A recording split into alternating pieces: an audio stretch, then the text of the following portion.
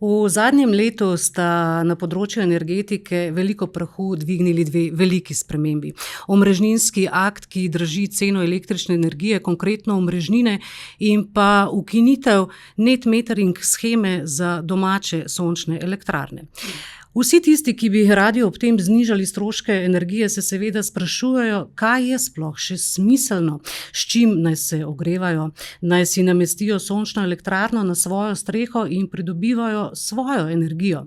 Dejstvo je, da se stroški energije dražijo, pa tudi položnice postajajo ključni del družinskega proračuna. Z nami sta dva strokovnjaka, ki ponujata rešitve za prihodnje desetletje.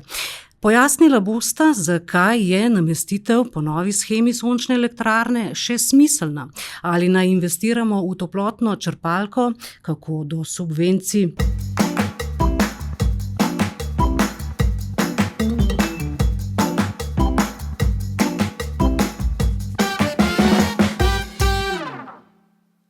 Danijel Vuk, direktor podjetja Termoshop, in pa Matic Slatinek, direktor prodaje Termoshop, sta z nami. Gospod Vuk, danes so vse rešitve na področju energetike pravzaprav usmerjene v reševanje. Sončne elektrarne, toplotne črpalke sta tudi krovna produkta vašega podjetja. Kje je prihodnost ogrevanja? Ja, absolutno v teh rešitvah. Je pa res, da, kot ste že uvodoma razložili, trenutno vlada vseeno en velik krč. Kar je razumljivo. Na nek način neka uveljavljena pravila se krhajo oziroma se postavljajo na novo. Vmes je bilo še kar nekaj teh naravnih katastrof, imeli smo točo. Vmes, ko bi zdajle, sicer je povpraševanje se ponovno malo dvignilo, ker se zaključuje možnost uveljavitve, se pravi subvencije za net metering, za letni obračun, pa so nekateri ponudniki kar že naenkrat neke dodatne pavšale zaračunali, ker je tudi vlada na tem področju pri zaračunavanju spet nekaj spremenila. Tako da ljudje so upravičeno zelo začeli biti zmedeni. In ja, seveda, mi smo pa zdaj tukaj, da jim probamo res svetovati, kaj je res za njih najbolj primerno. In ja, lastni vir, sončna elektrarna, toplotna črpalka in pa vedno bolj tudi sam hranilnik električne energije plus sistem upravljanja. To je tista stvar, ko jo bo v prihodnosti skoraj vsak dom mogel imeti. Ampak stroški niso majhni, ne? Kako do subvencij, kaj jim svetujete za začetek, recimo? Ja, stroški absolutno niso mali. Moramo tukaj ločiti spet. Imamo zdaj kar naenkrat kupce, eni razmišljajo tisti, ali bi še mi sploh investirali imamo soglasje v net metering. Tukaj je subvencija nekoliko manjša, je pa po drugi strani letni obračun. To pomeni, da stranka lahko omrežje koristi kot baterijo celo leto. Vse, kar proizvede, lahko tudi sama porabi. Po drugi strani, tukaj so subvencije zelo male, se pravi tam okoli 50 evrov po kilovatu, je pa na drugi strani investicija izredno nizka. Nižja tudi do 30-40%. Plus subvencija je cenejša investicija bolj kot kadarkoli. Je pa res, da tudi sam trg povpraševanje je zaradi tega tudi na nek način malo upadlo. Tudi vidimo priklopov po Sloveniji je 30-40% manj, kot se je pričakovalo. In tukaj pomeni, da je naenkrat ponudba preveč. Ponudbe, predvsem pa je premalo pa je kvalitetne ponudbe. In kaj kupec naj zdaj naredi, je pa seveda smiselno, da se naredi res en temeljit pogovor z nekom, ki mu res maksimalno zaupa, ali pa z večjimi, ki jim zaupa. Se pravi 1 na 1, kaj ga zanima in kaj bo najbolj smiselno in pravzaprav rentabilno. Zadnjič ste bili tu v našem studiu marca, takrat sva veliko govorila o omrežninskem aktu, o spremembah cen električne energije, omrežnine, ki je določila država. A danes že vemo vse o omrežninskem aktu oziroma česa še ne?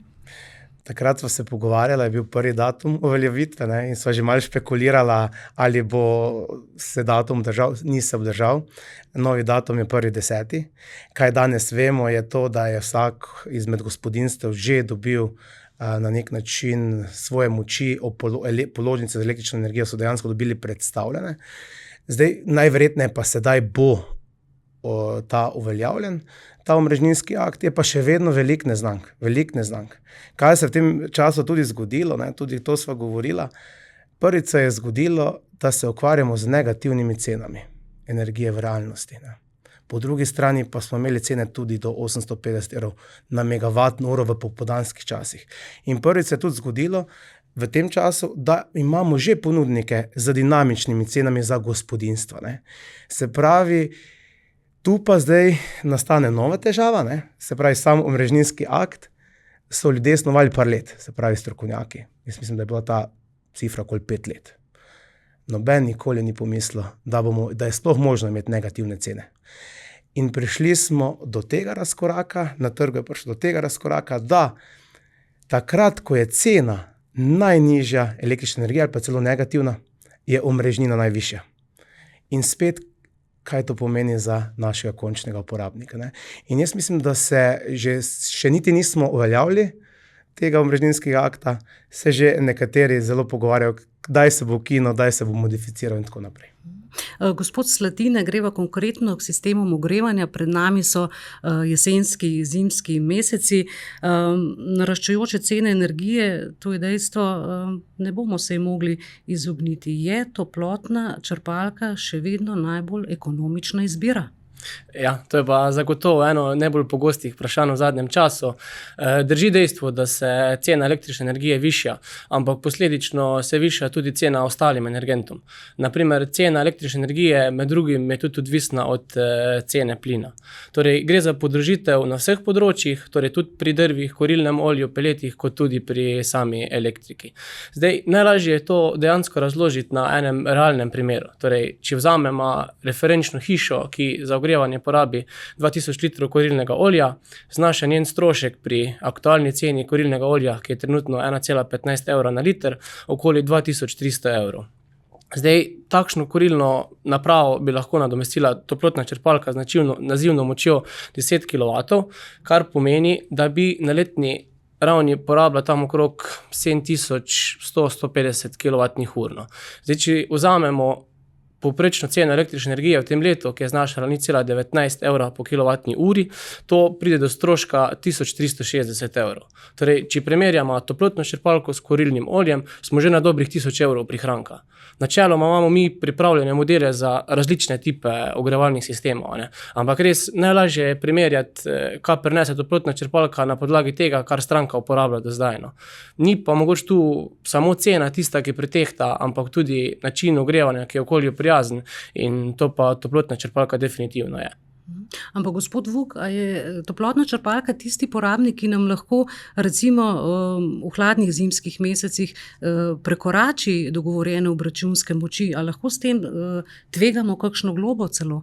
Kaj svetujete? Absolutno, ko je najbolj mrzlo, takrat bo toplotna črpalka najbolj delovala, ne? In tukaj mimo tega ne moremo iti, ne? Kaj lahko naredimo, je, da s kakšnim pametnim sistemom upravljanja, s kakimi zamiki, da lahko to nekoliko umilimo, da mogoče pridemo v tisto tarifo, ki je mogoče bolj ugodna. Ampak ta del absolutno je potrebno nasloviti in ja, je pa res, da ko smo delali sami analize, pa tudi ko so ljudje dobivali zdaj prve obračune, no, vsi tisti, ki nimajo toplotne črpalke, zelo zanimivo. Po omrežninskem aktu se jim bo znižala celo strošek za omrežnino.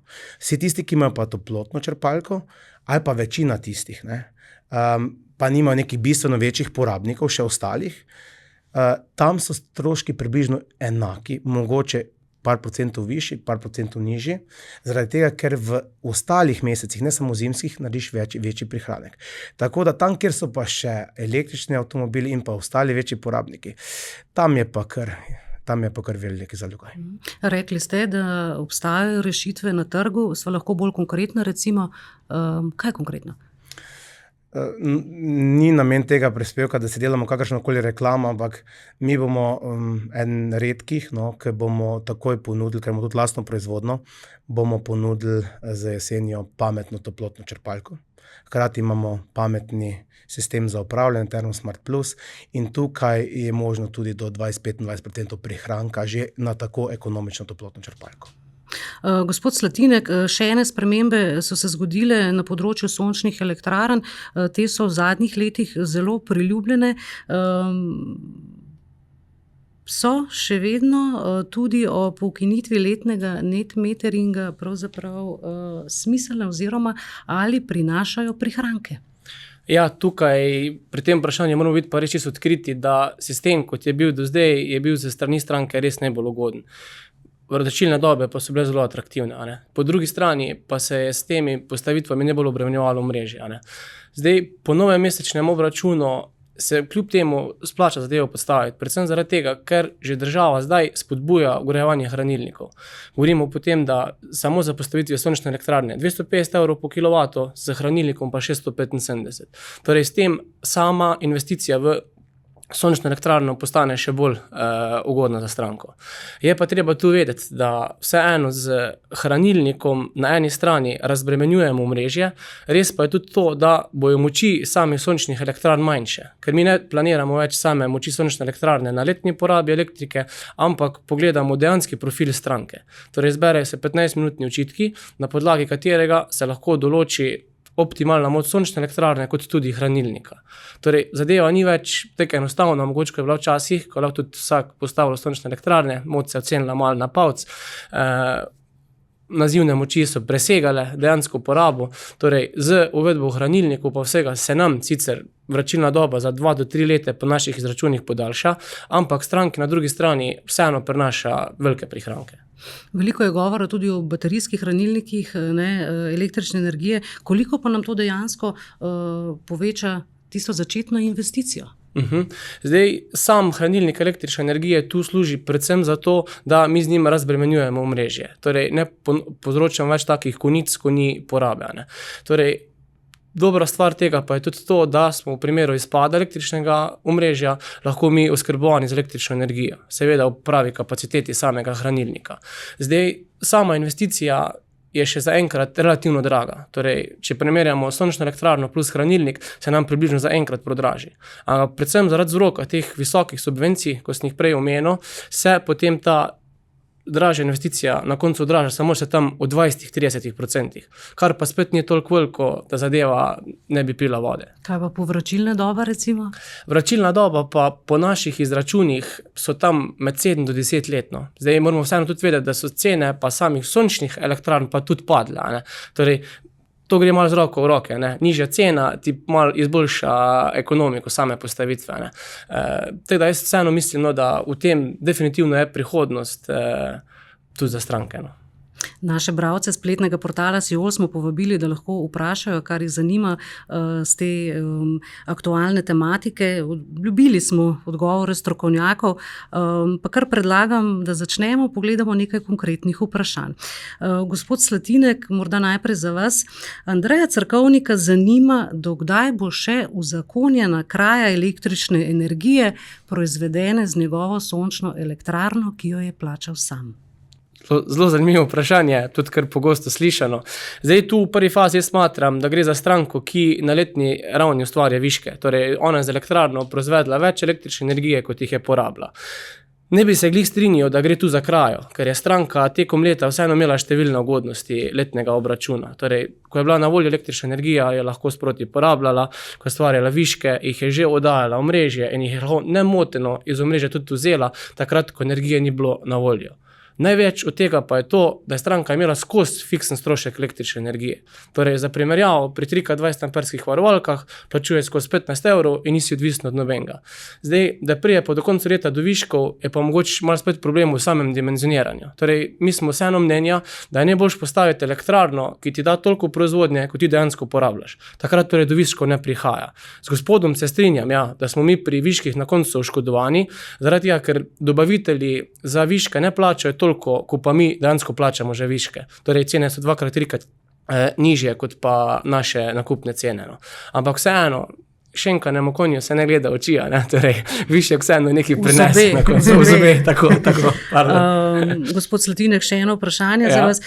Peter Žigante nam je pisal takole konkretno. Imam sončno elektrarno, proizvodnjo 16.500 MW, net metering, poraba 18.500 MW. Gre za večstanovanjsko družinsko hišo, v kateri je tudi toplotna črpalka in pa še električni avtomobil. Zanima ga konkretno, kakšen obračun lahko pričakuje konec leta. No, v tem primeru gre pa glih za kontra, kot pa pri prvem, torej stranka na letni ravni proizvedla manj električne energije, kot pa je dejansko porabila. Ne. Torej ima 2000 kWh doplačila. Zdaj, v kakšni ceni tu govorimo, je tu res odvisno malo dobavitelja, ki ima ona sklenjeno pogodbo električne energije, ker tu se dobavitelji med seboj razlikujejo. No. Vseeno pa lahko vzorčno vzamemo ceno 0,19 € po kilovatni uri, tako sem že prej rekel, no, in za 2000 kWh lahko stranka pričakuje nekaj 380 € doplačila. Torej ona na koncu pri samem obračunu ne samo, da plača to energijo 2000 kWh, ampak tudi še vse ostale postavke, ki so na položnici, torej od trošarin, dajatev, pa tega. Torej samo doplačilo, če gledamo z 2000 kWh, še vseeno ni toliko veliko, da lahko ona vse te naprave, ko jih je imela čez leto, plačevala po nekem fiksnem delu. Vsekakor pa bi stranki priporočil, da naslednje leto si vzame pavšal, torej da ne plačuje več 20 € za varovalke, ampak 40. Ker v tem primeru potem konec leta ne bo takega doplačila, kot ga je imela sedaj.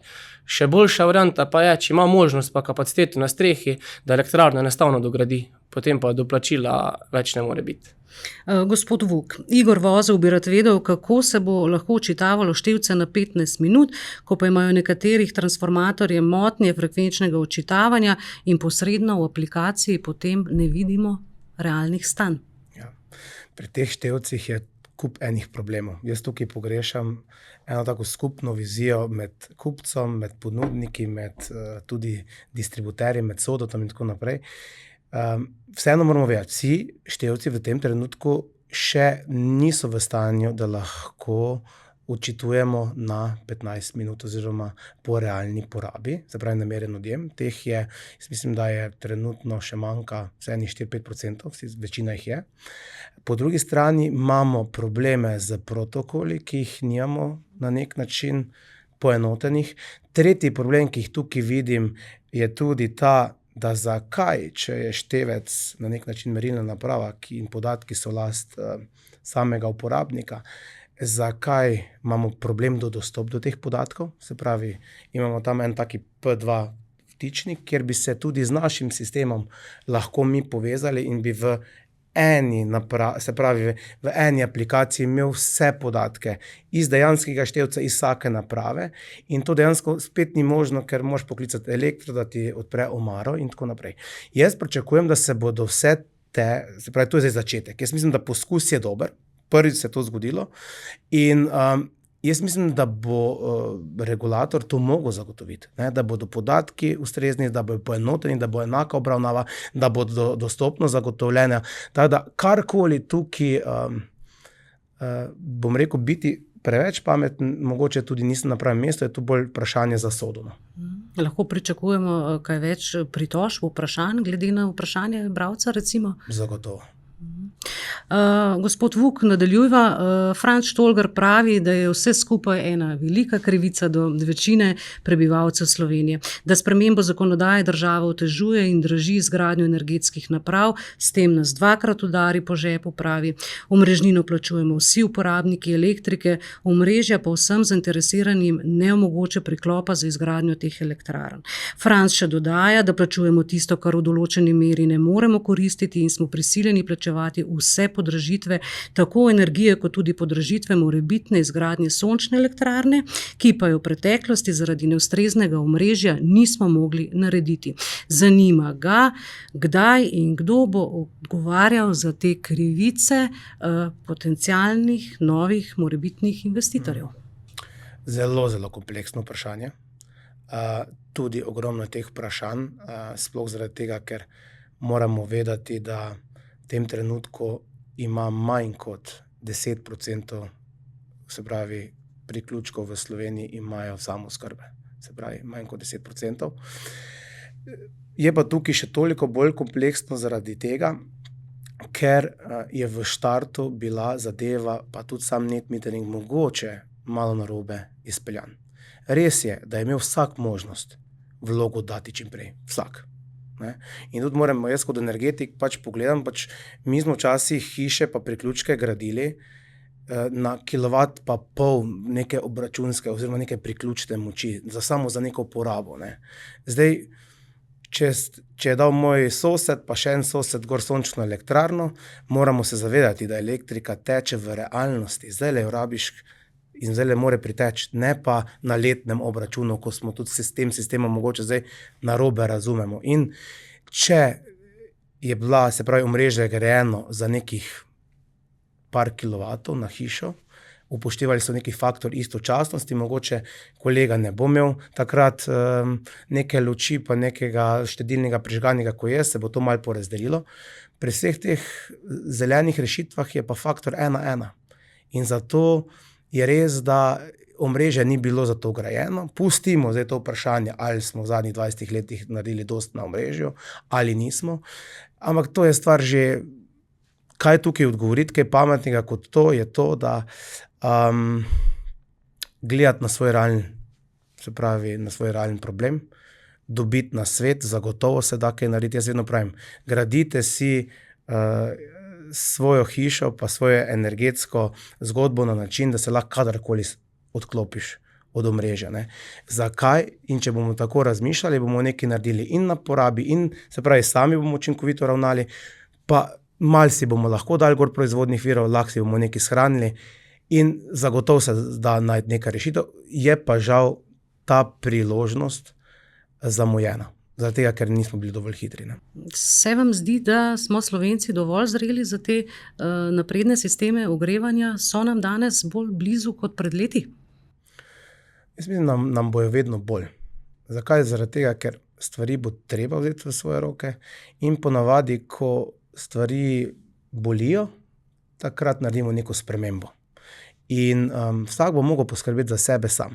Vidimo, pa nočem biti politik, karkoli, vidimo večje zgodbe, vidimo, kaj se dogaja s TEŠ, vidimo, kaj se dogaja z večjimi investicijami, ki obljubljajo res poceni energijo za naše končne gospodinjce, odjemalce.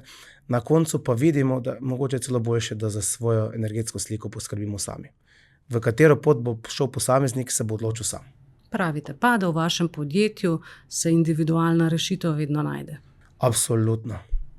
Gremo naprej. Gospod Vuk, še eno vprašanje. Roman Jankovic sprašuje, kaj se dogaja na Borzenu glede hranilnikov električne energije in obrazcev. Ni čisto jasno, verjetno je tu mislil na subvencije. Kaj menite, kaj konkretno? Ja, težko je razbrati, ampak verjetno vsi pričakujejo subvencije samo za hranilnike. Se pravi, vsi ti, ki so bili najbolj napredni in so investirali že v svoje sončne elektrarne, v toplotne črpalke, čakajo, da bodo lahko investirali v hranilnik. To je že bilo za strani države napovedano in verjetno sprašuje o tem. Trenutno ni nič kaj več znanega kot to, da naj bi bili sedaj jesen. Robert Šebenik je takole konkreten, sprašuje, ali bo avtomatsko podvržen kazni za višjo tarifo obračuna omrežja, če bo po zimi na primer -14 stopinj Celzija in bo toplotna črpalka delovala z maksimalno močjo, na kar ne more vplivati glede na zunanje temperature, ima nov sistem ogrevanja, sicer ne vašega podjetja, zanje plačal 19.000 evrov. Kaj svetujete? Investicija je res, verjetno je tudi tukaj za velik objekt, ne? Investicija je velika. Poglejte, ja, moramo biti tukaj realni. Zagotovo bo tukaj penalizirano z višjo omrežnino. Bi mu pa vseeno tukaj svetoval, da mogoče vseeno razmisli, kakšen pogovor, no, ali kakšen sistem upravljanja, malo si preračuna glede hranilnika. Po drugi strani pa tudi iskreno mislim, da ta oblika omrežninskega akta, kot je, že z mojega začetka, da prihajamo na fleksibilne cene, da trg drugače na nek način reagira, kot je zastavljen naš omrežninski akt, da se bo tudi to lahko absolutno spremenilo. Lahko bo recimo, če bo malo bolj napredno razmišljal o dinamičnih cenah, bo lahko mogoče to ceno, ki bo plačal za omrežnino več, bomo pa toplotna črpalka delovala v tistem območju, ko je pa cena energije najnižja ali pa celo negativna, pa mogoče tam prišparal. Tako da videli bomo, kaj se bo zgodilo. Roberta Korenaka zanima, koliko je Slovenija procentualno samooskrbna z električno energijo in če ni, zakaj potem zapiramo termoenergijo, ki je verjetno ena bolj zanesljivih. To so zelo kompleksna vprašanja, sploh za energetike, ampak moramo se še enkrat zavedati to, da mi niti en dan ne preživimo brez uvoza električne energije. Mi ne moremo gledati električno energijo, bilančno jo imamo toliko teravatnih ur proizvodnih virov, toliko imamo porabe. Mi moramo gledati točno v tem trenutku, koliko energije rabimo, koliko smo pa sposobni proizvesti. In tako sem rekel, niti en dan ne preživimo. Gospod Slatinek, Ciril Močnik sprašuje takole za nasvet. Njegova plinska peč na zemeljski plin je stara 24 let, ali naj jo zamenja in preide na toplotno črpalko. Kaj mu svetujete? Ja, z naše strani definitivno svetujemo prehod na toplotno črpalko, predvsem zaradi tega, ker je res v ozadju neka tehna ekonomika, pa neki tehni prehranki. Zdaj, zemeljski plin se sam po sebi počasi že rečemo poslavlja iz samih gospodinstev, industrije, seveda še vedno zelo pomemben faktor. V novogradnjah pa ga skoraj ne srečamo več. Torej, pri neki dotrajani plinski peči je definitivno smiselna zamenjava z sodobnejšim ogrevalnim sistemom. Zdaj, pri tem vprašanju mi pri gospodu mogoče manjka še podatek, koliko on trenutno porablja, da mu bi lahko lažje povedal, zakaj izbrati toplotno črpalko. Lahko pa mu samo na podlagi enega vzorčnega primera, naprimer predstavim neko okvirno ekonomiko. Torej, če ogrevamo hišo z 160 kvadrati, srednje izolirano, znaša poraba plina na letni ravni za ogrevanje hiše in ogrevanje sanitarne tople vode nekje okoli 22.800 kWh. Zdaj, aktualna cena plina trenutno se giblje na ceni 0,1 evra na kWh. Torej, če to preračunamo, znaša za stranko strošek cirka 2280 evrov na letni ravni. Zdaj, to samo plinsko peč bi lahko zamenjali spet z 10 kW toplotno črpalko, ki bi na letni ravni pri upoštevanju grelnega števila, približno 3, znašala poraba okoli 7150 kWh. Torej, tako kot je zdaj cena elektrike omejena na 0,19 evra na kWh, to pomeni, da bi stranka na letni ravni porabila nekje za 1360 evrov stroška za ogrevanje. Torej, tu govorimo približno o 1000 evrov manjšem strošku s toplotno črpalko. Zdaj, res je, da je investicija v plinsko peč cenejša, kot pa investicija v toplotno črpalko. Tu nam sicer pomaga tudi spet malo subvencije, zaradi tega, ker je 2500 evrov višina subvencije v primeru odstranitve stare kurilne naprave. Torej, se že malo približamo te cene investicije za plinsko pečjo, ampak to razliko za toliko, ko je toplotna črpalka dražja, dobimo mi s prihranki v 2-3 letih not. Torej, imamo pa sodoben način ogrevanja, varen, okolju prijazen, teda mislim, da tu res ni dvoma o zamenjavi oziroma s prehodom na toplotno črpalko. Se pravi, zagotovo bi se mu to izplačalo, če razmišlja o neki novi rešitvi. Gospod Vuk, veljalo bi še nekaj omeniti, kako pa naravne nesreče vplivajo na vse te tehnološke spremembe, recimo toča, ki nam lahko razbija solarne panele, poplave, ki zalivajo kleti in uničujejo toplotne črpalke. Kako se lahko zavarujemo pred tem? Ja. Predvsem to nas take naravne katastrofe nas še enkrat morajo spomniti, da smo na istem planetu in da moramo za našo naravo res lepo ravnati. In sončne elektrarne so ponavadi na strehah in zelo, zelo pomembno pri vsem tem je, da ustrezno izberemo vrste panelov, se pravi debelino samega stekla. Tukaj se moramo zavedati, da Slovenija je dežela, ki se 2-krat hitreje segreva od povprečja ko je Evropska unija. In jaz pravim, da vsi prodajajo, predvsem ponudniki prodajajo tisto, kar imajo na zalogi. Zaloge so ogromne in seveda stranke pa kaj naj verjamejo. In jaz tu vedno rečem, glejte, ta panel bo na strehi se pravi 20, 25, 30 let. Vse, kar lahko naredimo, je zberimo, da ni dvojno steklo, se pravi glas steklo, da je neka tehnologija, ki je po nekih standardih, to so RTC standardi, mi zbiramo recimo tiste panele, ki imajo najboljšo obstojnost proti mehanskim poškodbam. Ne. In tudi proizvajalec, ki je med top 2 najboljših panelov, zakaj? Ker eni ponudniki, ne, ja, pa vsi ponujajo ostale, ker so kao bolj učinkoviti, imaš zgoraj steklo in spodaj steklo.